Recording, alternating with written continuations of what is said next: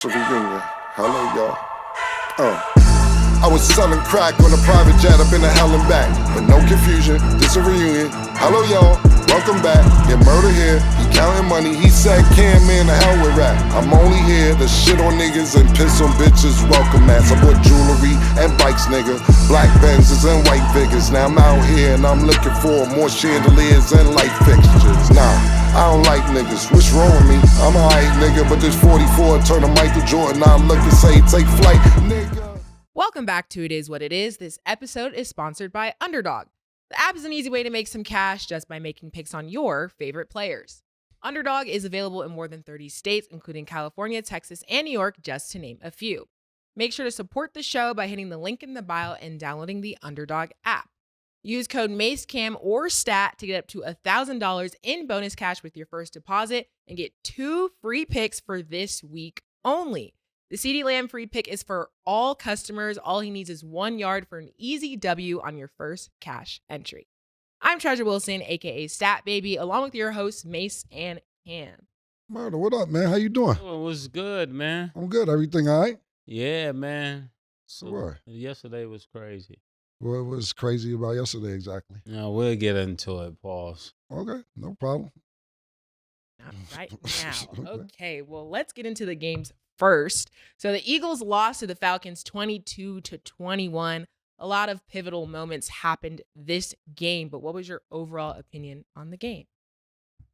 Cam first.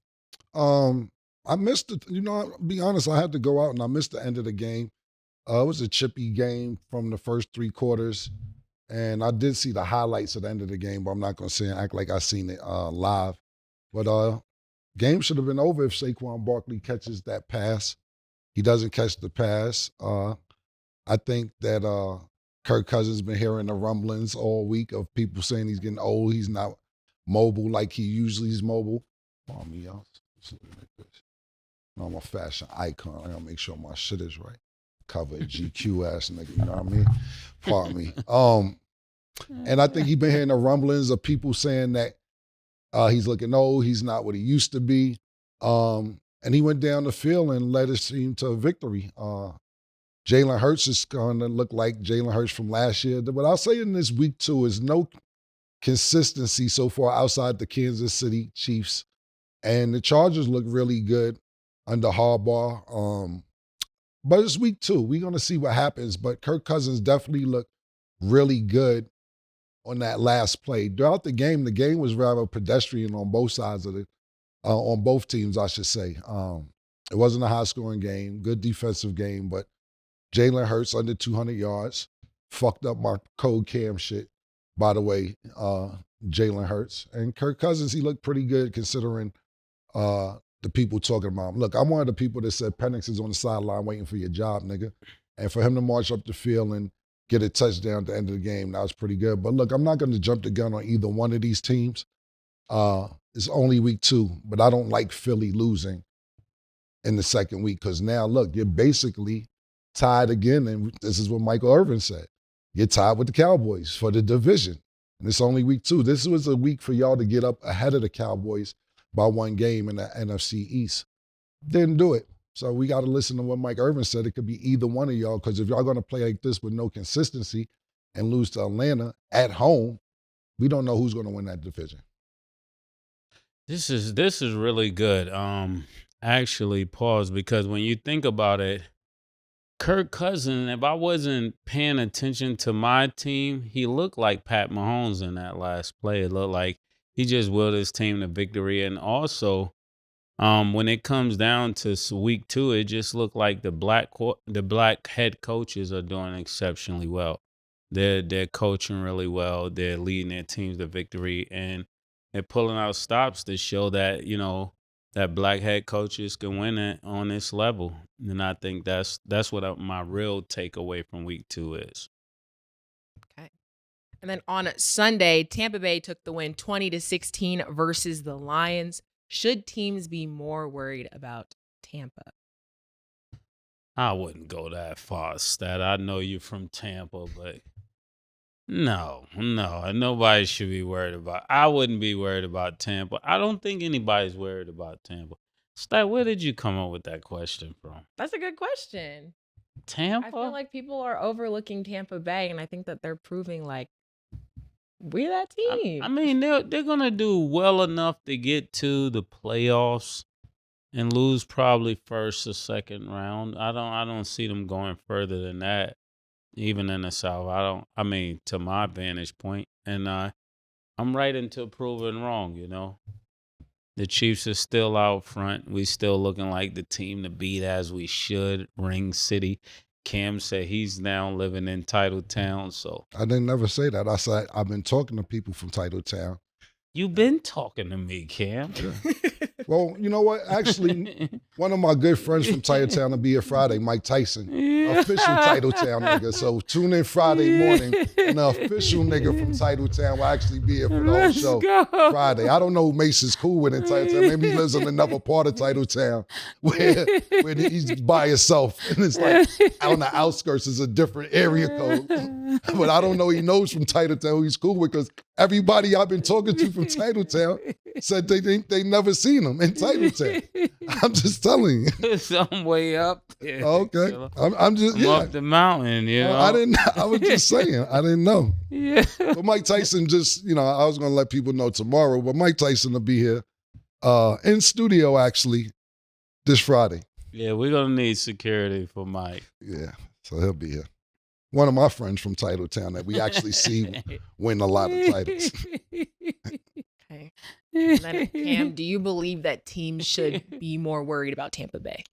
Yeah, Tampa Bay, when you asked us actually about sleeper teams, they were actually my sleeper team, to be totally honest with you.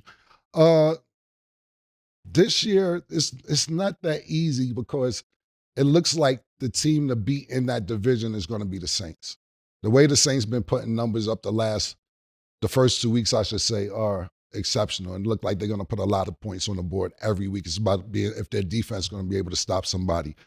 Atlanta, they just won. We don't have to worry about the Carolina Panthers. But look, when you got Godwin and you got Mike Evans in the outfield, that's a great security blanket for Baker Mayfield. And those guys have experience, and not only experience, they have a Super Bowl ring with Tom Brady being there. And they even actually, not Godwin, but Mike Evans played really good when Jameis Winston was there. That was actually his number one target. Mike Evans, year after year, we talk about these receivers and put a lot of people at the top, but we don't count a lot on Mike. We don't talk a lot about Mike Evans and his consistency.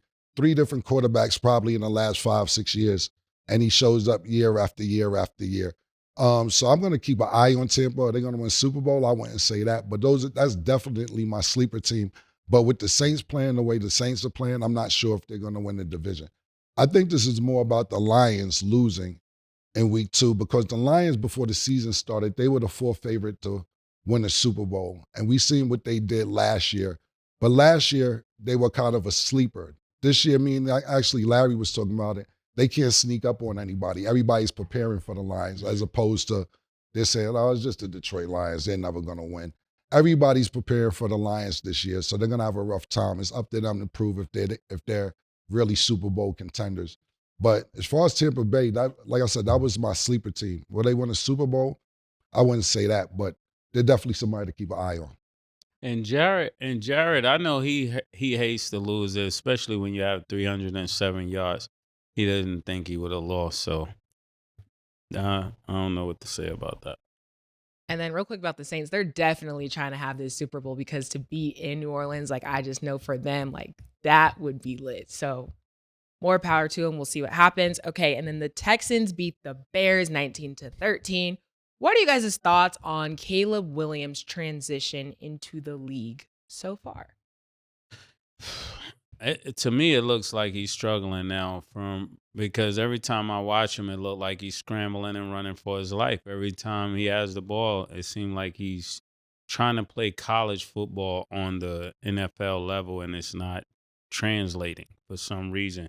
He's taking too long to get rid of the ball.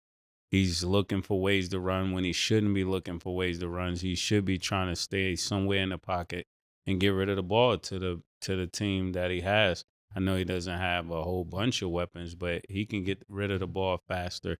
he could have a much better career, and he wouldn't take so much punishment.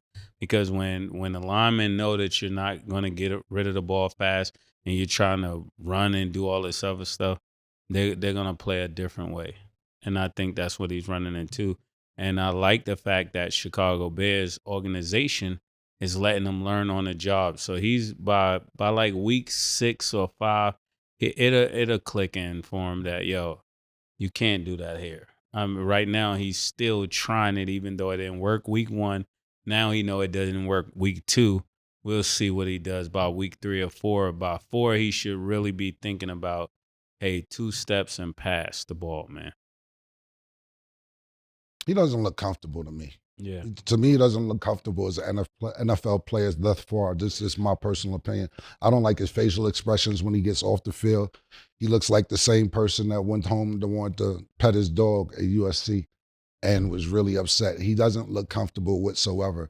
And I can't put a lot of pressure on him because of that. He's a new NFL player. Everybody doesn't have a great start when they're an NFL player, but it's up to his offensive coordinator and his head coach to make sure that he's comfortable, to make sure he's getting the right plays, even if they have to run the ball more.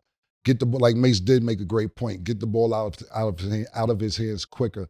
Make 2 or 3 yard passes and let the receivers or the tight end or the running back pick up the rest of the yards. He looks very uncomfortable. I don't like the way the offense is moving. And right now, this is a recipe for disaster. This is kind of what happened with Justin Fields. And Justin Fields, to me, is a little more athletic than Caleb Williams. Like Caleb Williams, to me, is a pure quarterback. Not saying he can't move or he's not mobile, but I think Justin Fields is more mobile. So when things break down, Justin Fields could use his feet to gain more yardage as opposed to Caleb Williams as a pure passer. And right now, it's not looking good. And I don't want to solely put the blame on him. The Chicago Bears, year after year after year, you guys have been letting quarterbacks and letting your fans down. Caleb Williams, I don't really care for you too much, to be totally honest with you. I'm not a fan of you like that. I think that you was great at USC. I think it was a hype train. Not saying you didn't deserve it. I was really more mad when you beat my niggas at Colorado. You bust their ass. So ever since then, I had an attitude with you. But he doesn't look comfortable whatsoever. And that's up to the Chicago Bears because you guys, I think, are on like 6, 7 quarterbacks in the last 10 years.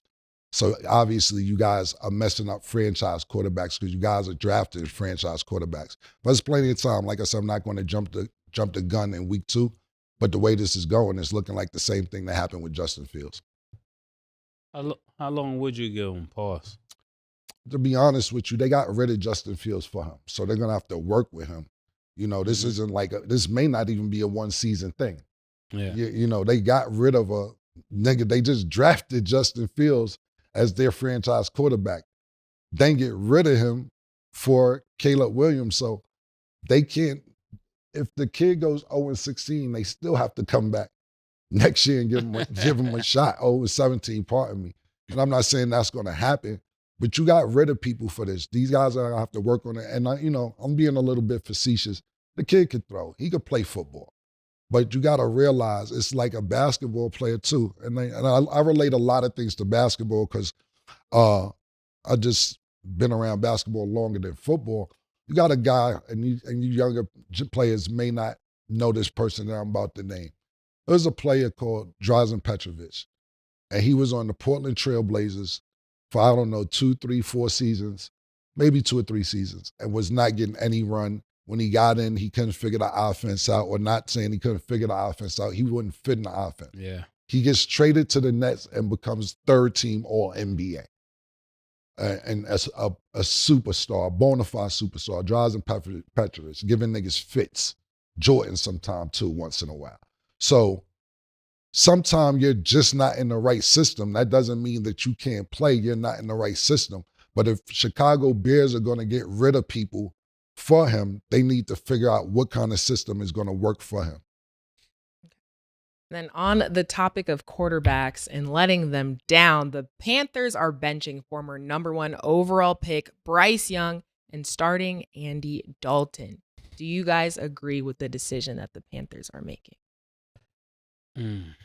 This goes back to what Cam is saying. When you get rid of people for these quarterbacks, you're almost stuck with them. So when you start playing other people such as Dalton over Bryce, then it becomes really interesting, even the value of your team and the players on that team, because now if Dalton starts playing well, what do you do with Bryce? You're not able to trade him because you already devalued him by putting him back in the on as a reserve. It would be better to just play him, get his stock up if you know he's not what you need, and then trade him to someone else and get more for the player than to actually bench him is going to set the franchise back, to me. And when you're already selling tickets for 50 cents and $1 in a franchise, it makes no sense to devalue the team or the franchise even more, because you're already halfway out the door. Right now, if this keeps up, they got to move the Panthers out of the city of Charlotte. And I don't know if that was worth just this move. And as an owner, you have to think about those things. Because, again, selling tickets at $1 per seat is already halfway out of the NFL. Another situation, exactly like I just said with our last topic, it's one of these situations where the Carolina Panthers are so bad that they're trying to probably say that Bryce is probably the problem. I'm not saying that he is or isn't, because I don't watch the Carolina Panthers. I'm not going to waste my 48 minutes, 60 minutes of my day with that nonsense football. I can't get that 60 minutes back. Yeah, Killa, this nigga might be on for this week. Nigga got to go. Yeah, but when I'm not disagreeing with you. I'm just saying I wouldn't know, because I'm not wasting my time to even pay attention until I can't get that 60 minutes back, which is really 2.5 hours. Yeah. I can't get that back. I got other shit to do with that 2.5 hours. So I'm not disagreeing with you, because I haven't seen a Carolina Panthers game since probably McCaffrey was there or fucking Cam Newton was quarterbacking. How would I be watching the Carolina Panthers? No disrespect, but I'm not watching them. But we don't know. And like I said, they may be putting this kid in a precarious situation. I'm not sure, and I don't know. But let's take a look. And I know it's still early right now, but we're looking at somebody like Sam Darnold, right? Look like he may be out the league in 2 or 3 years, 4 years. And look, he's got off to a great start this year, because he found the system that's working for them. We could think about a player, not think of a great player to name, that I thought we probably never see again, as Geno Smith. Yeah. Geno Smith is one of these players that you like, yo, I thought it was a dub, my nigga. Yeah, I thought that nigga was playing football in Canada somewhere. I didn't know where the fuck Geno Smith was at. Russell Wilson gets out of there. He gets a chance in Seattle. He does a great job his first year, and he signs a great contract. So sometimes it takes a minute, especially at the quarterback position. And one thing about the quarterback position, you're one play away from having a job, even as a backup or third string, because you don't know week in or week out when the next quarterback is going to get hurt. You may get hurt, and then it's your job to be ready and ready to go. You may not get a chance to play all season. You may be playing in the next 20 minutes. You have no idea. Alex Smith, another great quarterback guy. Big shout out to him. He retired recently. I loved his journey. He gets hurt. I believe he was 20 and 1 or 21 and 1, something like that with San Francisco. He gets hurt. That was his record before he got hurt. Colin Kaepernick comes in. Colin Kaepernick busts his ass, and they say, well, we got some chemistry here. You know, you're going to have to sit down and get it together, because we're going to go with Colin Kaepernick. They end up trading him. Where does he go? Kansas City Chiefs. He's doing good with the Kansas City Chiefs, but then they draft a young stud, named Patrick Mahomes. Yo, we like what you're doing, but we're going to have to let you go about your business.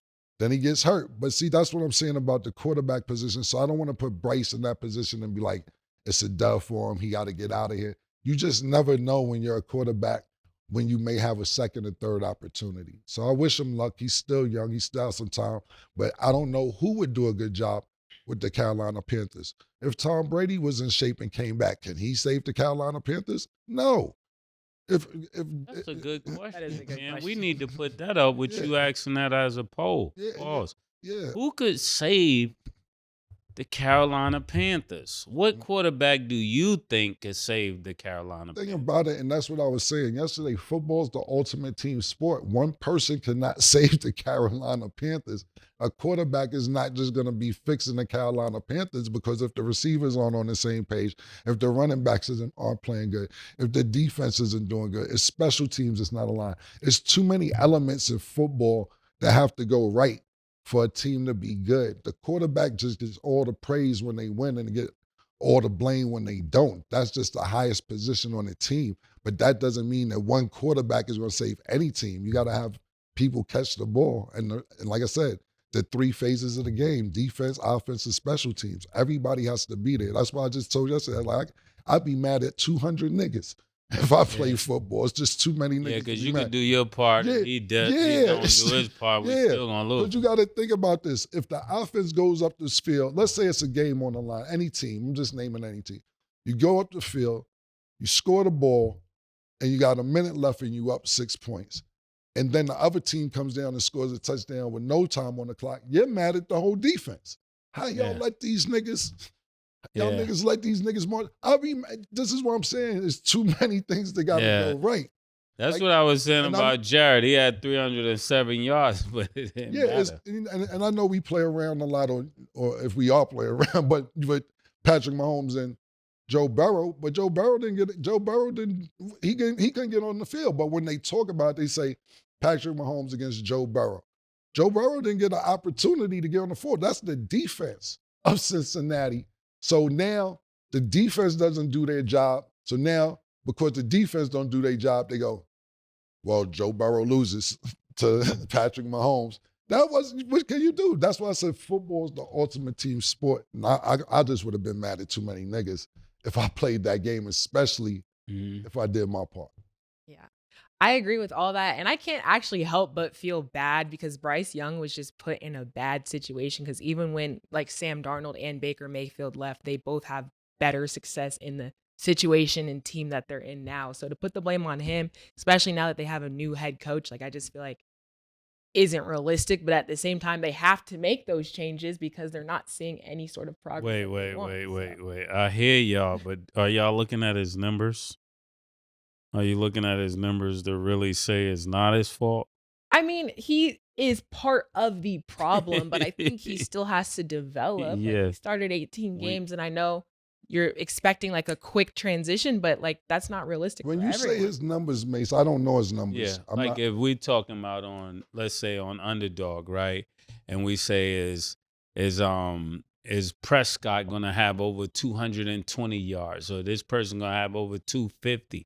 When you're having 84 yards, that's bad. No, I understand that. But what I would do is, and I'm not disagreeing with you at all, if you're going to throw them stats out there, and I don't know the answer. Yeah, I'm speaking of this 84 yards. Yeah, what I'm saying is I don't know the answer. But let's look, if you're going to do that to that young fella, let's count how many drops they have.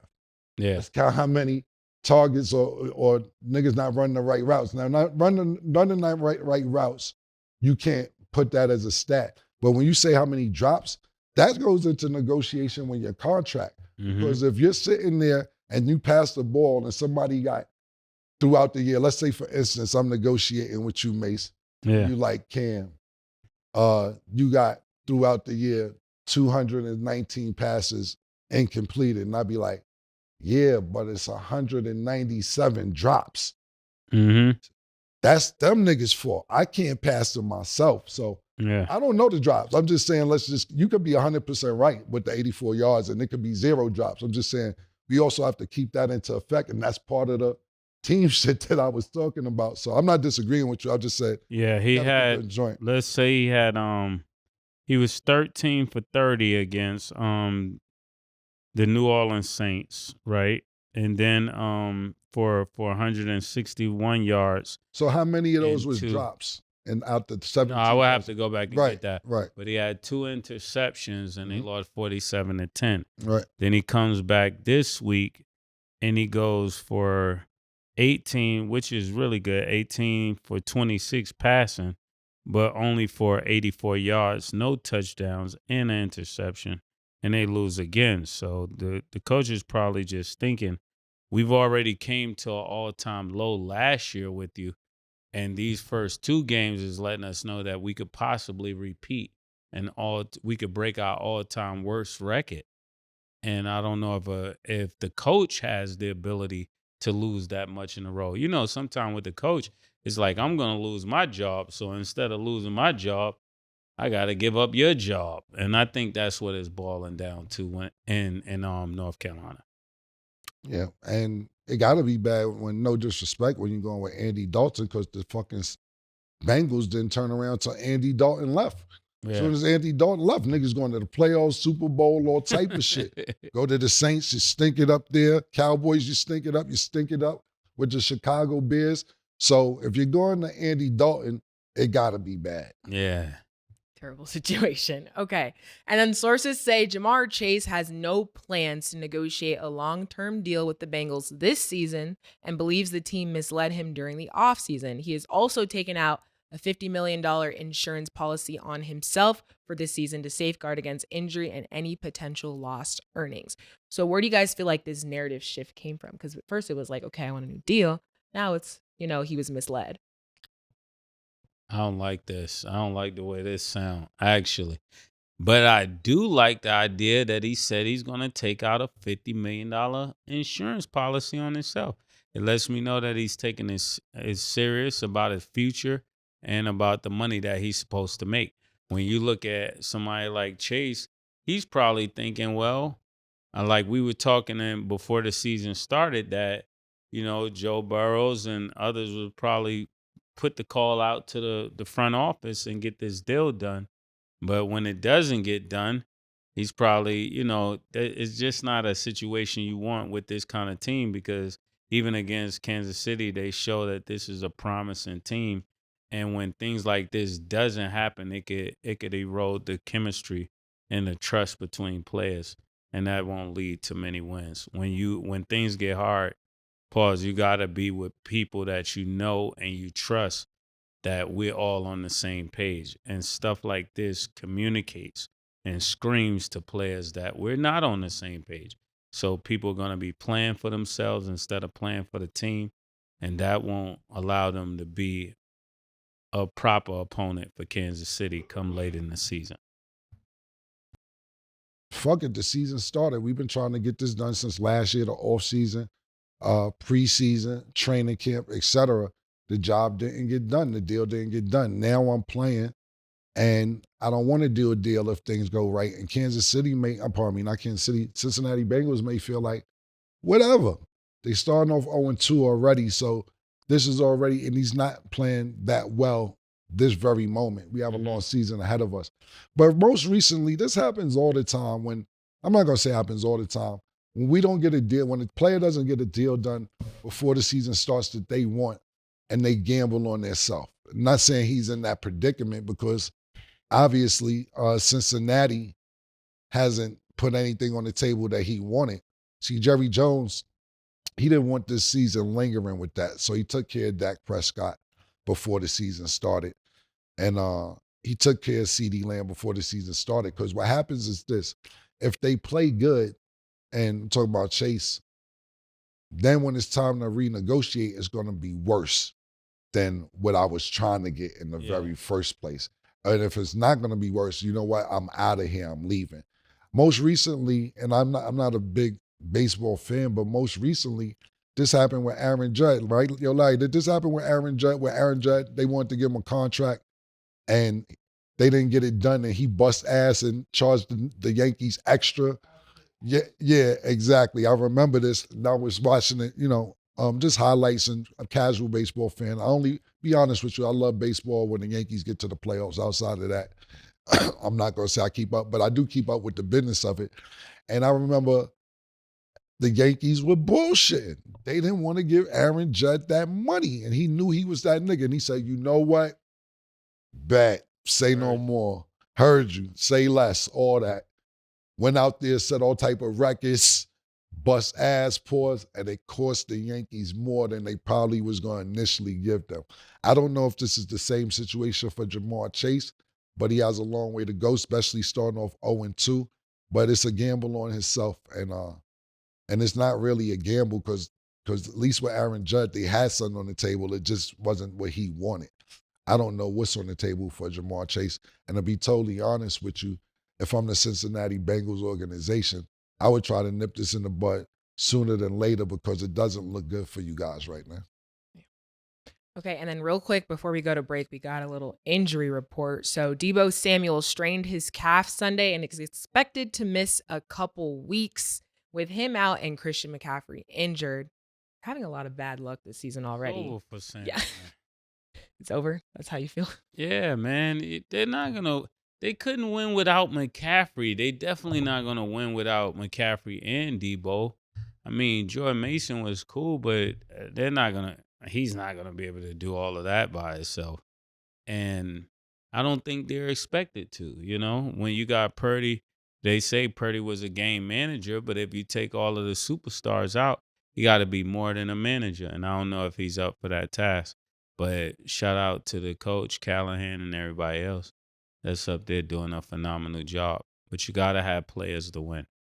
You got to have superstars to win in this league. I was just about to say that. It's Shanahan. I meant Shanahan. Yeah, I was about to say I think that Shanahan's a brilliant football mind, comes from a brilliant football family. His father, Mike Shanahan, another brilliant guy.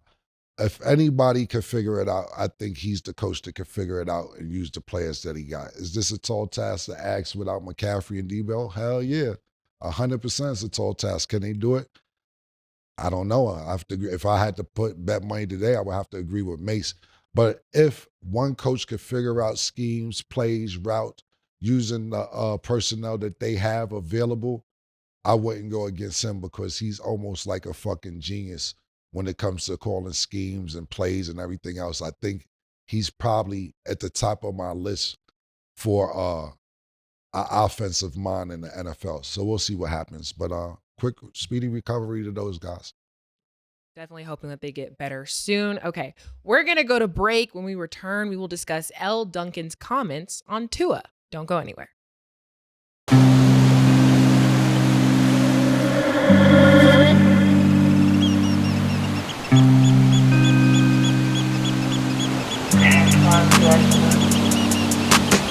She called this thing about toxic.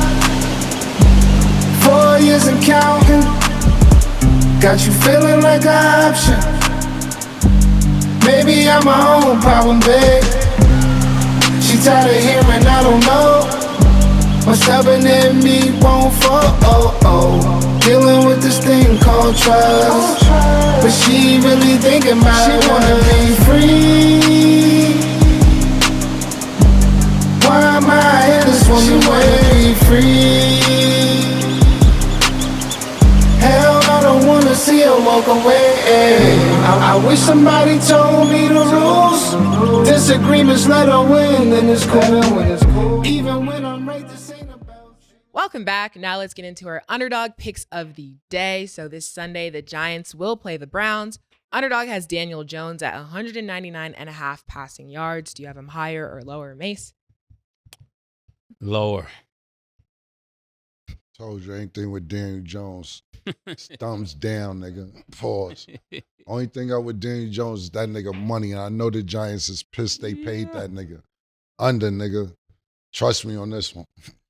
Pause. I remember the draft when he got drafted. I was like, why did they do this? But go ahead, Stat.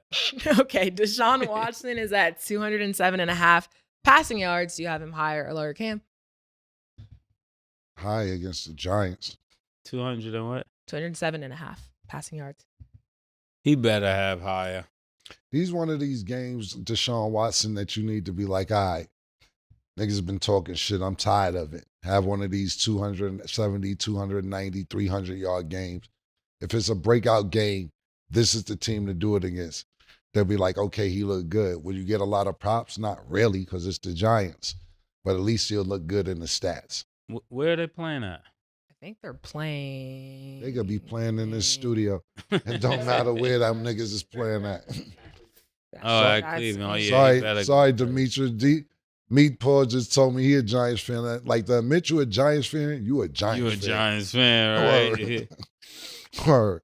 And then Malik Nabers is at 65.5 receiving yards. Do you have him higher or lower, Mase? How many? 65.5 receiving. I'm gonna go higher. I'm going lower on that. Okay. If you're rocking with the picks, remember you get 2 free picks this week if you're not already on Underdog. So make sure y'all sign up right now and download the app. Okay, so this has caused a lot of discussion on the internet. A lot of people feel a lot of different ways about it, but I want to get you guys' opinion. Mhm. So ESPN analyst Elle Duncan gave her piece on a segment about Tua suffering a concussion and said, as someone who is a woman who has 2 scars that go from hip to hip because I've had 2 C-sections in an effort to provide for my family and create a family for my family, I understand sacrifice.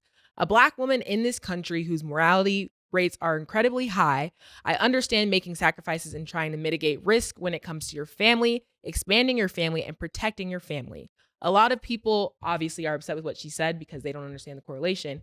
But what did you guys think about the correlation of the discussion and what she had to say in response to Tua getting a concussion?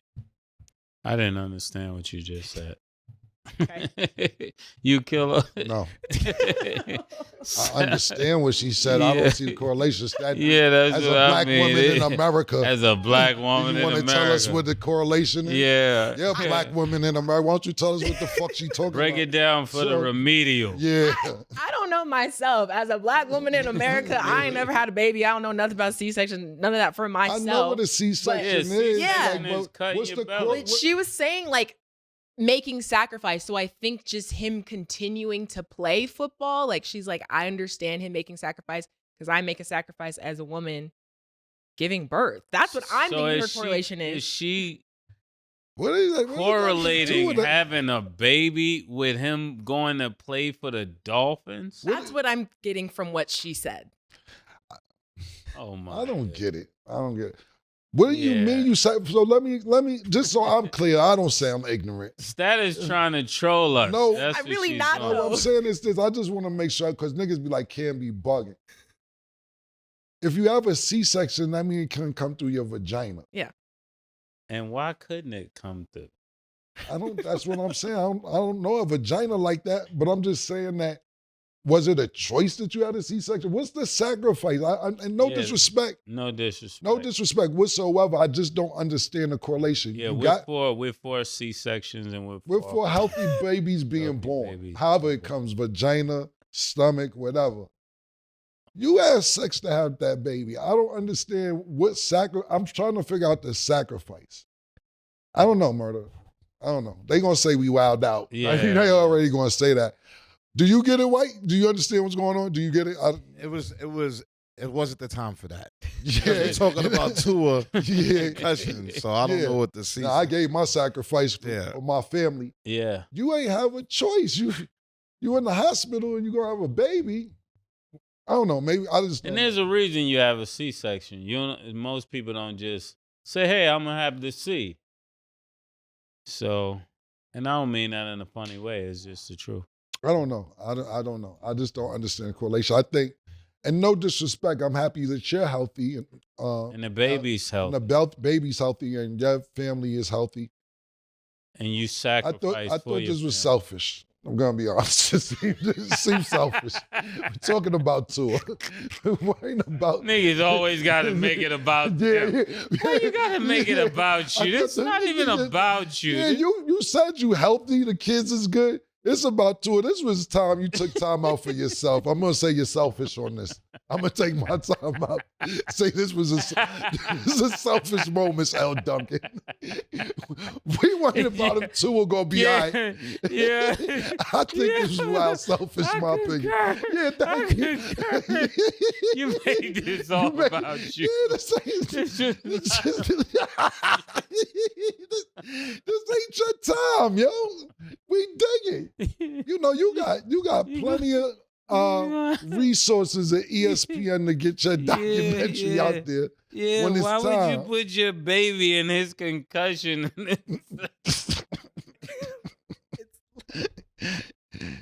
Hold on, murder. Yeah, we gotta chill. We gotta chill. No, we don't gotta chill. That's what we don't gotta do. We don't gotta chill. That's what we don't gotta do. But we don't gotta chill. But what we do gotta do is this.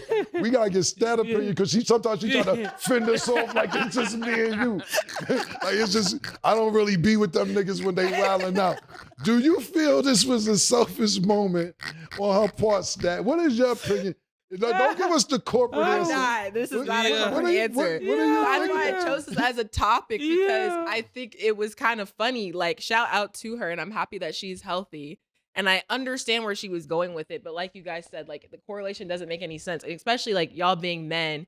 And obviously, like mainly men tend to watch sports more than women. Obviously, women watch sports too. But the way like you guys heard that quote and you guys completely tuned out and were like, what is she saying?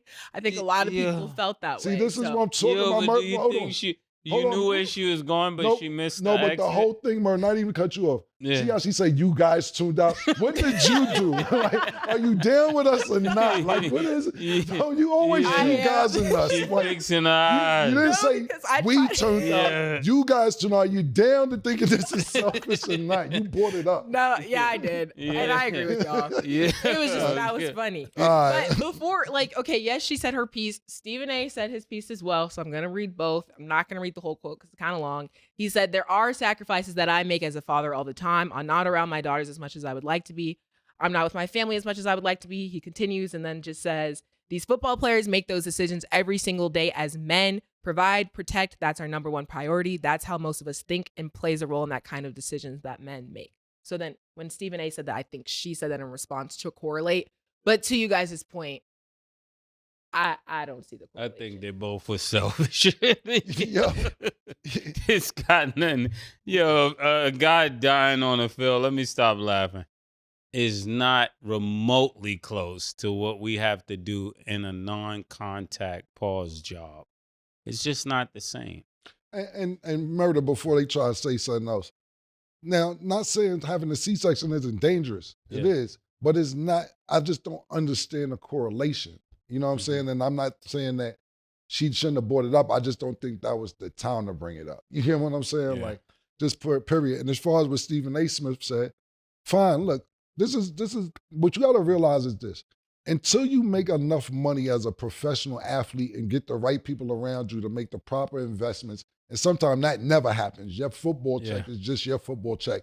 You may not get a Nike deal. You may not get a Gatorade deal. You may invest in the property or anything that goes awry. So your football check may be your only football check. 9 out of 10 times, a lot of athletes that are really good, whether it's basketball, soccer, tennis, football, whatever, have been doing this since they've been 6, 7 years old. So they don't really know anything else. Yep. So if you're sitting there as somebody who's 24 or 25 who has not got all the money to take care of their family longevity, then they're saying, I got to figure a way to get back out here. We have an analyst on the show for people who have not tuned in the last couple of weeks named Michael Irvin. He said he broke his neck.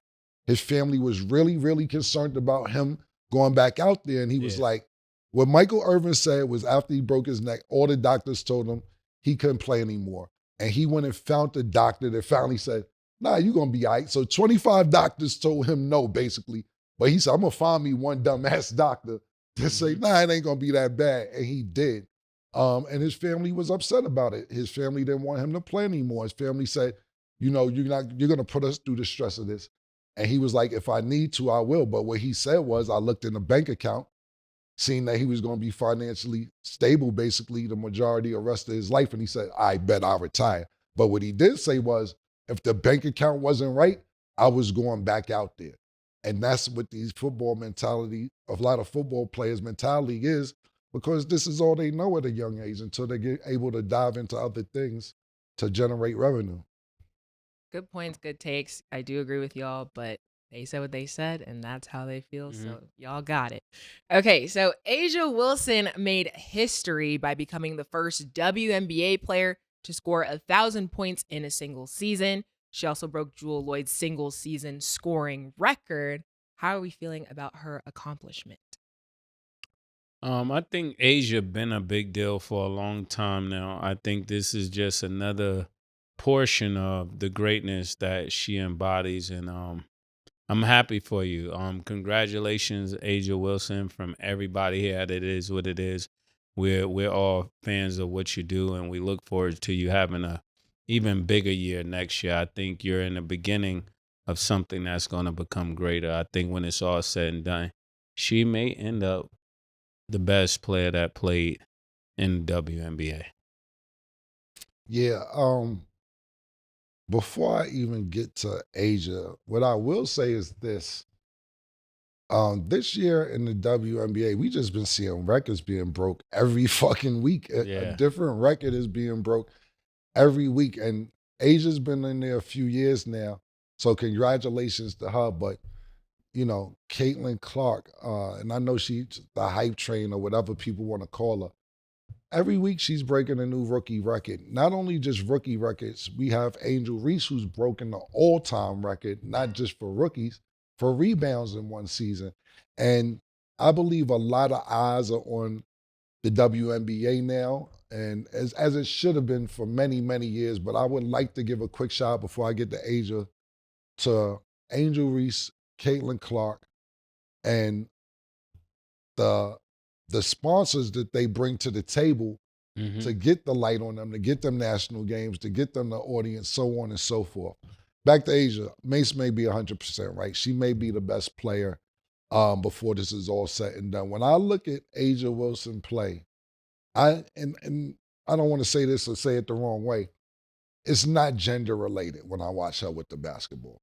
This is just somebody I see mechanics on, which is like fleek, whatever the new word for fleek is. This is her mechanics as a human being. It's textbook. It doesn't if you're man, woman, or child. Yeah. Her triple threat, the way her form is, the way she shoots, the way she gets to the basket, man, woman, or child, I don't see her, like I said, I don't want it to seem like the wrong way. She's like, man, she's not a beautiful woman. I don't see man, woman, or child. I see a figure that a shadow, if you will, that knows how to play basketball it's like the right way. The way they show you in camp. That's exactly how they show you. Yeah, exactly. Like that's what I see when I see her with the, you know. And don't lean when you do it. Yeah, and somebody who just knows how to play the game the right way. So all praises to you. I'm happy that you're getting the accolades and the respect as you should. I see her Nike commercial. That shit is dope, but y'all did the right thing. But after, you know, niggas had to put pressure on y'all to get her the sneaker and all that, you know what I'm saying? But the commercial was really dope. You know, looking at her throughout the season when the Aces wasn't doing good, she was emotional, saying she's trying to get her team involved. They weren't playing good. She took matters into her own hands, got the Aces back in playoff contention, went overseas, got a gold medal, came back, picked up right where she left off before the season ended for the Olympics. Amazing, outstanding player, two-time WNBA champion. It's looking like to me, and I don't know this for a fact, but if I had to predict, it's looking like a rematch from last year between the Aces and the Liberty, and I'm looking forward to that. But congratulations to you, Asia Wilson. Definitely agree. Shout out the Aces because Asia's definitely having her way. It's her year, so shout out to her. It was her year last year. Yeah. But like even more, like especially like you said, like the Olympics and now like her and Bam are finally official, the signature shoe, all that. Love it. What is official? I said her and Bam finally official. Oh, I knew you was going. I love it. I love like it. The Tim Duncan of the NBA, like the fundamentals, you think? It's her league until Angel Reese come back. Angel Reese, I like Angel Reese, but it's just this girl. And you know what makes it even better? I'm not even putting Tim Duncan out there because Tim Duncan wasn't really getting it at the key. And Russell Moves, he's a big fundamental, absolutely.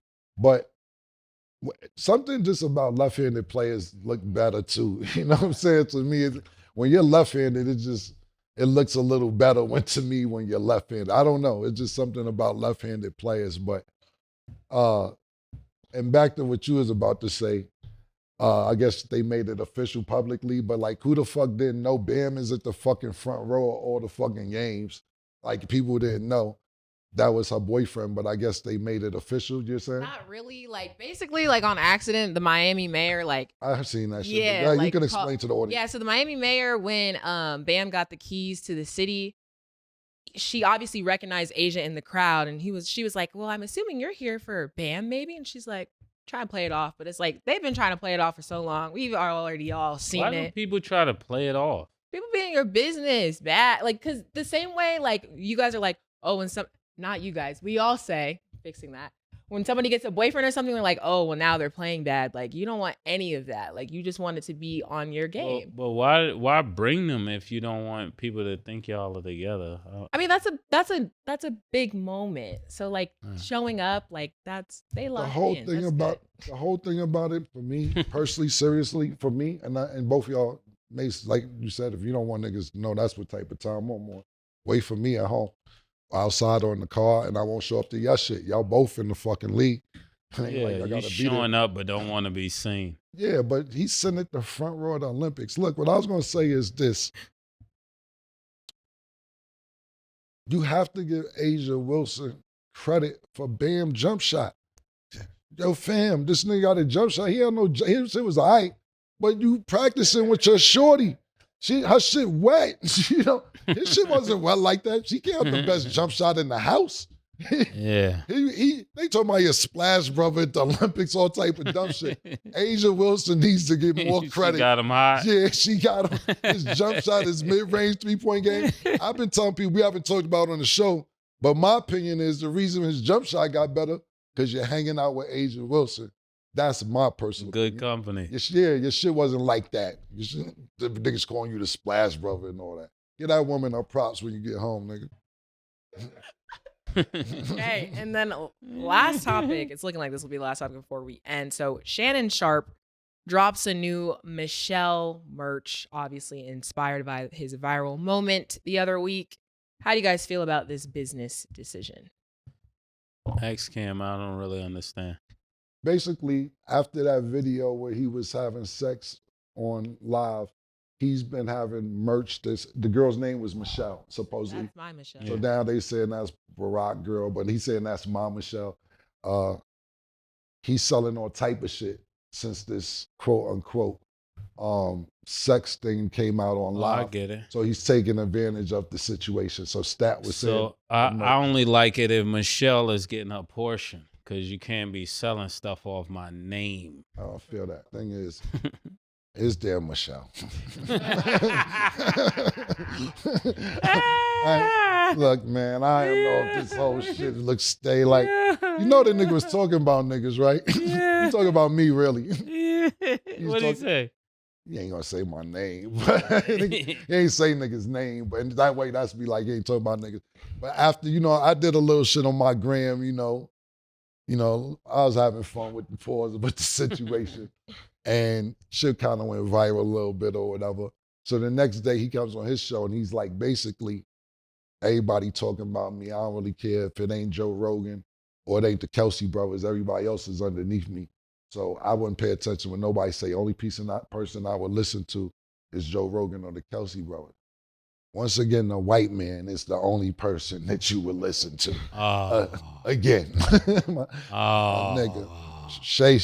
Sometimes you gotta think about what you saying. Put your glasses on. Put your glasses on. If it ain't the Kelsey brothers or Joe Rogan, I ain't listening to niggas. He ain't saying my or your name or nothing like that. The ice is colder when it's white, baby. The ice is colder when it's white. But he basically tried to say everybody else that was talking shit about him is beneath him. Pause.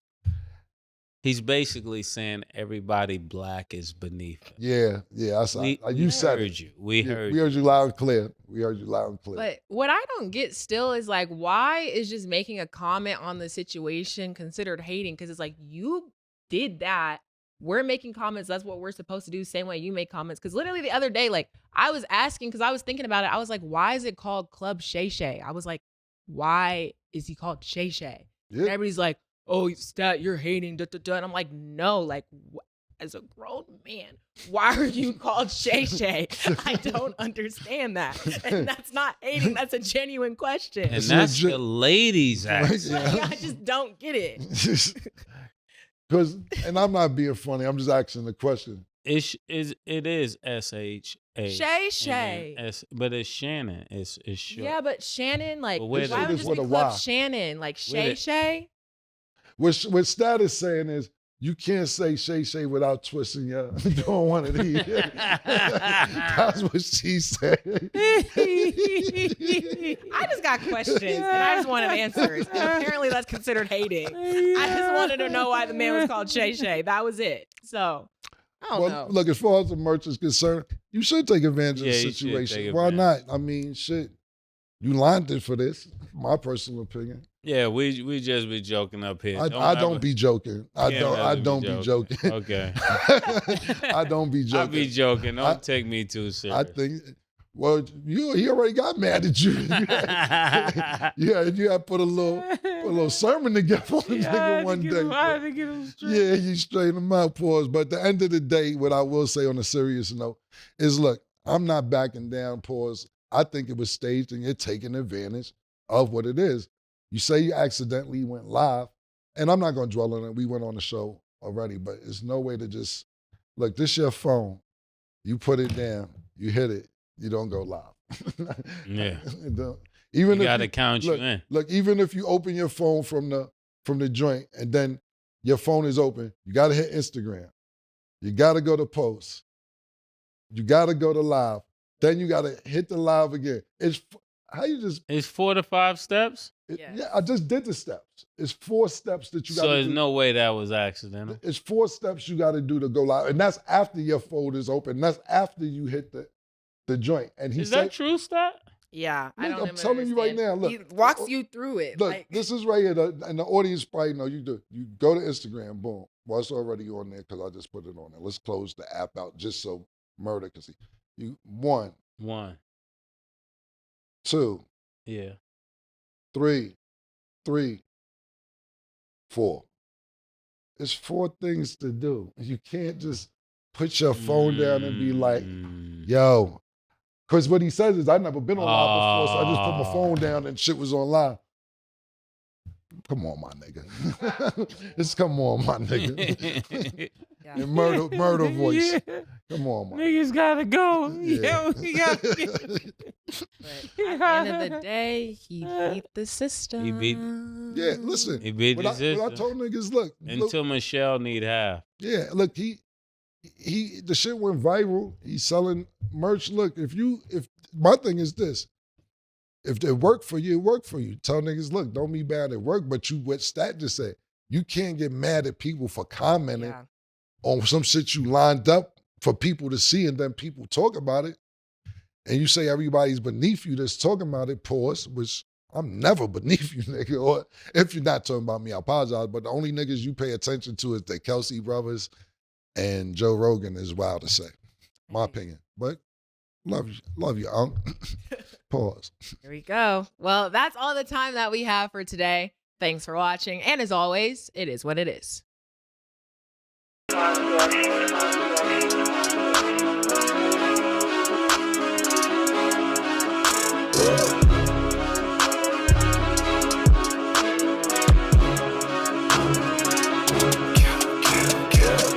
What you want, nigga? Everything, nigga, super size. 2 Big Macs. Like when they doing them 2 for $5.